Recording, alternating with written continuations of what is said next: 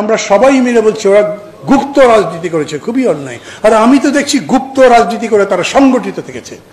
ওরা আওয়ামী লীগের মধ্যে ঢুকেছে, ছাত্রলীগের মধ্যে ঢুকেছে, গালাগালি করছেন, মামলা করছেন, কিন্তু ওরা মনে করছে নিজেরা এইভাবেই বেঁচে থেকে লড়াই করবো, কারণ ওইখানে থাকবার পরে ফিরে আবার তার জায়গায় এসছে এবং নির্বাচন করে জিতেছে। রাজনীতি একেবারে ওই রকম নয়, তালি বাজাতে বাজাতে, বগল বাজাতে বাজাতে ক্ষমতায় চলে যাব, তারপরে লুটপাট করব, খুব সুন্দর একটা জীবন পেয়ে যাব, এই রকম পাওয়া যায় না। রাজনীতি একটা কঠিন সংগ্রামের বিষয়, রাজনীতি একটা বুদ্ধিবৃত্তির লড়াই, রাজনীতি একটা আন্তরিকতার প্রশ্ন, রাজনীতি একটা অঙ্গীকারের বিষয়। একেবারে হালকাভাবে নেওয়া যায় না।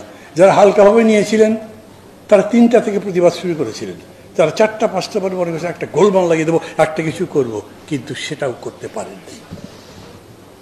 সাথীরা এবং বন্ধুরা, আমাদের ওই জায়গাটা ছিল, কারণ আমাদের কোনো দুর্বৃত্তায়নের ছাপ নেই, আমাদের কোনো হাবভাব করার ঘটনা নেই, আমরা কোনো লড়াই, আমরা কোনো লুটপাট করিনি, আমরা কোনো দখলদারিত্ব নেই, আমাদের নামে কোনো চাঁদাবাদির অভিযোগ নেই। এই জন্য আমি মনে করি এখনো আমরাই ঘুরে দাঁড়াতে পারি যদি আমরা চাই।